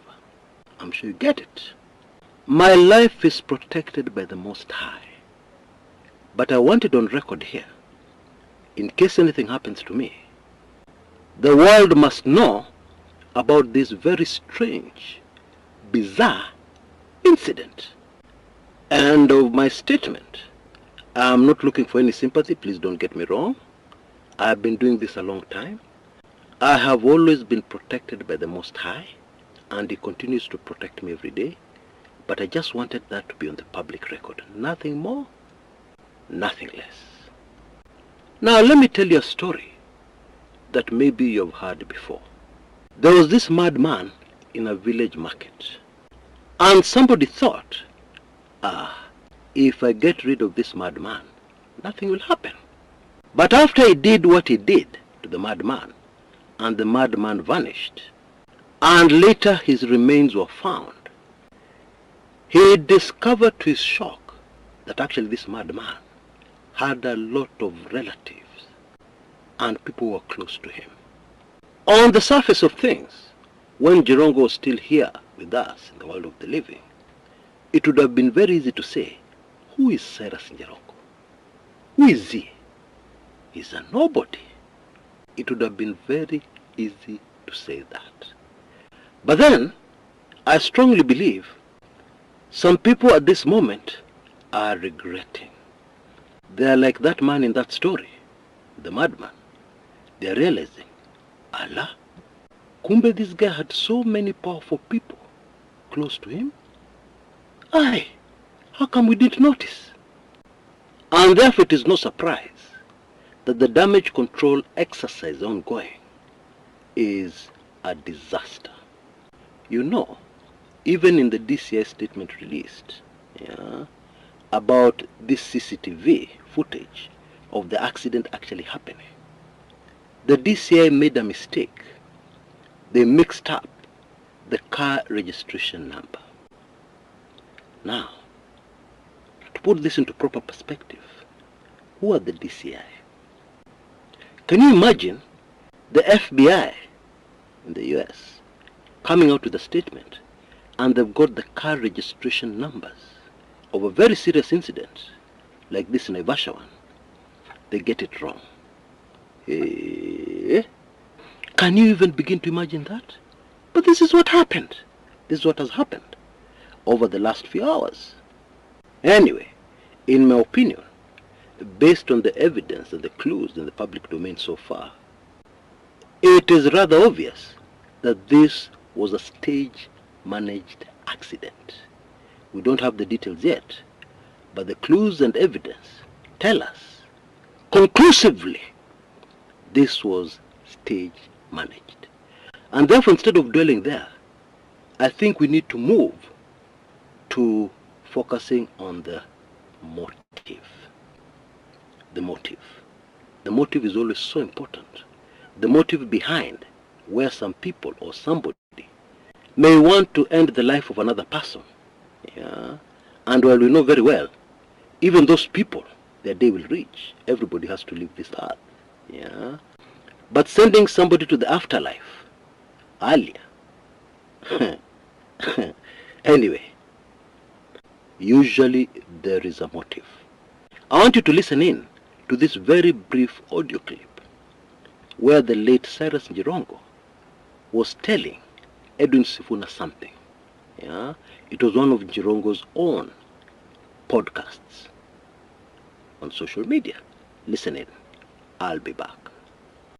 If you remember, there was even a coup in YK92, led by Sam Nyamweya and a few other people, to kick me out because I'm not towing the line. So there is a wrong perception about individuals without interrogation. When this matter is interrogated in detail, and when I put pen to paper and tell Kenyans... You are writing a book? I wrote it a long time ago, but I can't even release it. Why? Because I'll end up in... some people might just murder me. But the book is already there. You know, it is there. You cannot kill a voice. We cannot give it out at the moment, but it will come out at the right time. Kenyans need to understand. Are you still afraid of that there are still elements within the power circles right now that have grudges from 92? That because those stories that you're telling, that still pull strings in this country. Okay. And let me tell you, Sifuna, most Kenyans don't know what their government is. Now, the late Jirongo did not have any training in journalism. And these issues of info and sensitive info that people have. Otherwise, he would have known when you have sensitive information, you're in great danger if you're yet to release that information. Releasing that information makes it safer for you, because then it will be too late to block that information coming out by finishing off somebody. I'm sure you get it. But when you have that information, and you even confirm by announcing that you have it, and you announce that you have a book and it is even ready, but it is going to be released at an appropriate date, you're putting yourself into very serious danger. That is how it goes. So, could this be the possible motive of the possible murder of the late Jirongo? Well, I leave you to decide that one for yourself. Because I'm yet to get any leads or any pointers that would persuade me enough that this was what broke the camel's back. But of course, I suspect. Please allow me to leave it there. Now, there's something else very interesting I'd like to share from this audio clip. Jirongo in the clip talks about a coup, or rather coup attempt, within the Youth for Kano organization, Youth for Kano 92, where some people are very determined to remove him as chairman of that lobby group, which was his brainchild in the first place. I'm sure you'd like to know the people who are behind Sam Nyamweya in his bid for this coup within YK 92. George Saitoti and his handlers were terrified of the YK 92 movement lobby group. And some of Saitoti's handlers felt that Moi was going to wake up very soon and appoint Jirongo Vice President of the Republic of Kenya in a bid to get a new image for the KANU government, the much-hated KANU government then. Also in that camp was another very powerful Kenyan and very famous called Nicholas Kipiator Biwott. So, how did Jirongo, who was about 31, 32 years old then, how did Jirongo survive? I think the answer to that question is very instructive, even to all the issues we're facing here today, even those I've mentioned in the video, especially about the late Jirongo having powerful friends. Now, Jirongo was a very sly man, and right from the get-go, he befriended people who mattered, like Gideon Moi and other Moi children, and another powerful man called Hezekiah Oyugi. People who had the president's ear, okay? They could get to the president and tell him something at any time of the day or night. And that is what saved Jirongo and sustained him as chairman of YK 92. And I'm sure that tells you a lot, doesn't it? About the character of the late Jirongo. Now, very quickly before I go, the last offer ended, and the latest offer, which I'm launching today, and again, which will only take a few hours, a few days at most, you can see on your screens right now. As long as your gift, during this traditional gifting season for Kumekucha Craze, as long as your gift is at least Kenya shillings 2,500, you will be able to get a permanent golden key to anything and everything past, present and future that is Kumekucha. That is a lot of sensitive information, including a video that many have been asking me about because they did not believe it back then. How Baba was finished, okay? How he was assassinated, exactly how. Of course, that is included in the videos you'll get immediately. You become a brand new golden key member. Please rush. Details are on your screens right now. Please move with speed if you're in a position to. because this is yet another crazy, crazy offer. My very small way of saying thanks to the amazing support I've received from you guys. Until next time, this is Chris Kumekucha.